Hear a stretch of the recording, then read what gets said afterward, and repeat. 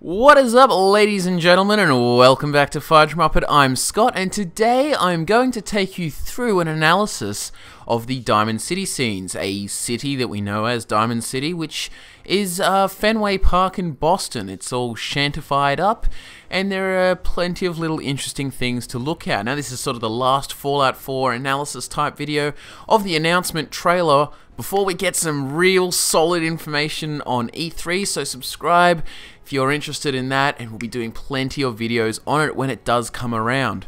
So first off, we'll look at the front of Fenway Park, aka Diamond City. So when we first have a look, we've got it's set up like a fortress. It looks like it's going to be all closed in, and it looks like, and it makes me assume that the city is still, it's not infested, but somewhat dangerous. There are going to be people, raiders, perhaps super mutants, non-friendly people hanging around the city. So that's why it's all walled off and, for safety. So what can we see? We've got the Diamond City logo, I guess, the Diamond City symbol on the front of the gate, and we've got this retracting gate here. Seems to be opening up, and it looks like we can actually see what's behind the gate. So perhaps there is no loading screens, which would be beautiful, but it looks like could be no loading screens between here and the interior of the city, which would be nice. But it could work like Megaton again, like how there was just those big aeroplane door things that opened up, and then there was a second gate with the loading screen. Don't know yet, but we'll see. So we've got the baseball theme, obviously, with this statue out the front here, because, it's a baseball stadium, and what we have here is a guard that looks like he's in full catcher's gear. He's got the little chest plate thing, and I'm not sure whether his helmet's like modified baseball helmet or something. It could just be another helmet, but it looks like baseball stuff and baseball equipment, and it's interesting because we do see more baseball equipment inside. We see other guards with basically the same sort of standardized equipment, so catcher's gear or whatever, and he's holding some kind of assault rifle here, as we can see. Only other things of relevance to point out, I guess there's walkways over to the right here, and we've got what looks like barricades up the top, so for snipers to protect the city or whatever. Pretty straightforward, but if you look up to the left, you can see that the buildings seem to go pretty high. We've got all this shanty sort of building up top on the left, and it looks like it builds up, so maybe we can walk around on the walls, the top of Diamond City. There's also this girl standing there. I can't tell if she's got a backless dress on or something. It looks like it's a girl in some form. What I'm assuming is a girl in a dress or something, but she's about to go into the city, I guess. But yeah, so that's all the pretty straightforward stuff. But now let's get into the good stuff in the interior. So the first sort of scene that we do have is of this iBot going past, and we've got this Hispanic-looking dude over here in what looks like the bounty hunter's duster kind of thing going on. There's dusters confirmed, I guess. There's dusters. So we've got this shady guy. Maybe he's, I don't know, selling contraband or something like that. There's a enlist in the army poster here on the side, and we've got Swatter's baseball store. It's all pretty straightforward at this point. But I just do want to point out there is this guy in the background here. And actually got it in this next scene too. We'll go to the next scene first. This guy in the background looks like he's bending down. I'm not sure if he's welding something or if he looks like he's getting water out of a tap. But all I can say is there's just more animations going on. So that's pretty straightforward. I guess we were expecting that. But there's going to be more animations. People are going to be doing shit. And they're going to be like how Skyrim, you had people blacksmithing and you had people chopping wood. It looks like we're going to have that. A guy sitting down there just getting some water or beer or whatever he's doing. Anyway, we've got this guy here, the baseball dude, in full baseball getup with a baseball bat. Only tiniest little interesting thing, and I could just be completely hyping this up or overlooking it. I don't know, but when we look at this guy, you can see he's got a bit of a fat ass, and he's got a little bit of a belly kind of thing going. It looks like it sort of comes out the front. Now, the only thing, this is very tiny, it's very hard to speculate, I know, but I just like throwing out ideas. Perhaps there is actual body customization like there is in Elder Scrolls Online and many other, and well, they had just weight in Skyrim, but they didn't have individual parts. But maybe body fat is a actual thing, and you can make your guy fatter or or skinnier or whatever. But maybe there is actually like body customization. I'd really love for that to happen. I hope there is, and we'll probably find out on Sunday or Monday or E3. E3. It's different because it's like Monday here in Australia, but it's actually Sunday night for you guys. Anyways, so it looks like this is Swatters, this store. You can see by the sign at the top, and it's going to be a baseball store. I'm sure that's like got like souvenir type stuff, but it's probably a general sort of trader. Very, very similar. Now, if we go to the next scene where it pulls up a bit, you can see, first we'll look at all the NPCs, because I mean, this guy that we saw before standing there, he looks like he's in brown getup. Pretty straightforward. Go over to Diamond City Surplus, and you can see the Mr. Handy, or Mr. whatever the other variety of Misters they're called. We've got this woman, what at first I thought was like a Vault-Tec suit, but it's just like I'm assuming it's just a jumpsuit of some kind. And see, she's bending over doing some stuff on the, like a workbench or something, or looking at something. So once again, people around doing stuff.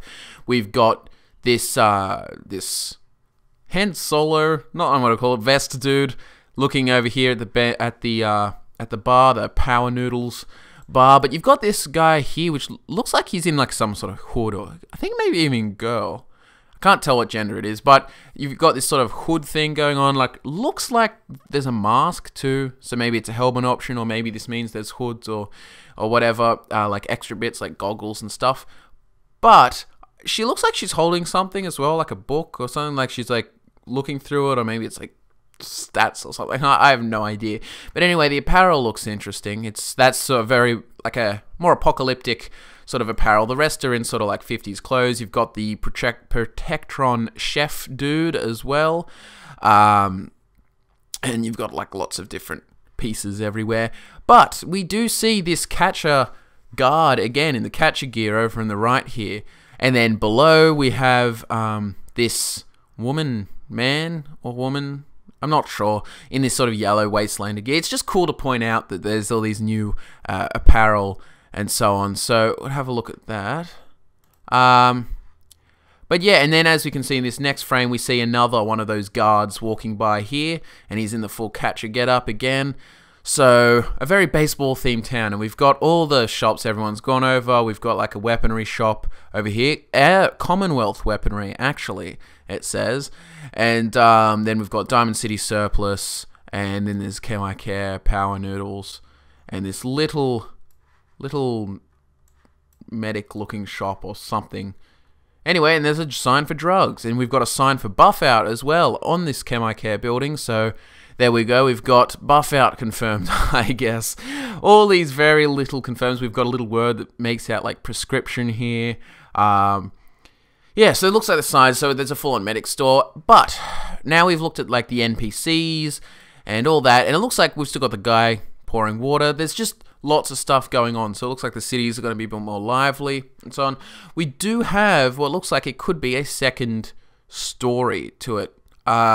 If we have a look at the balconies here, so it looks like there could be people walking around, just doing stuff. Like up top, I don't know, maybe the snipers or whatever. Maybe there's houses up there. So I like that verticality, like sort of built-in Megaton vibes, like lots of shanties, because it looks like there's a house up here as well. And then we've got this big tower in the middle, which I have no idea what that is. But all it does say is that there's power. It looks like it's the center for power in the city. Maybe that's why it's called Power Noodles. But you see here, we've got the, I don't even know what you call them, like the cells. They're connected to all the cords, and the cords seem to come from this center, like, core, I guess, and they all go out to the other buildings around. So I'm assuming this is just the center of the town.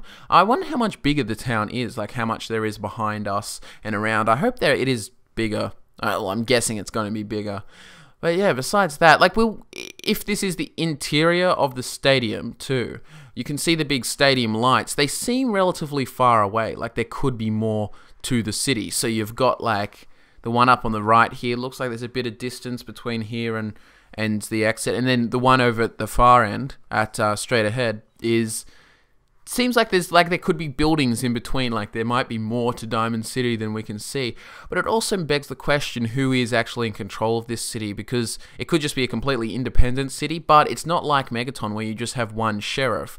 As we can see, there's 3 guards that we've seen in this sort of catcher's gear, so maybe it's some sort of fanatical baseball group or just a completely independent faction. Maybe they're in servitude to the Institute. They've got deals with them. Like we've talked about that theory before, because they've got all these robots, and maybe the Institute is sort of owns this city, or we don't know. Maybe it's completely independent, like I said. But yeah, it's good stuff to think about.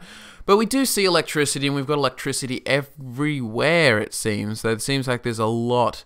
We've got plenty of scenes that we've seen that has electricity. So where they're getting it from, I'm not sure, because I mean, it could just be like how it was in Fallout 3, how all like localized generators and stuff. But in New Vegas, we had Hoover Dam powering everything.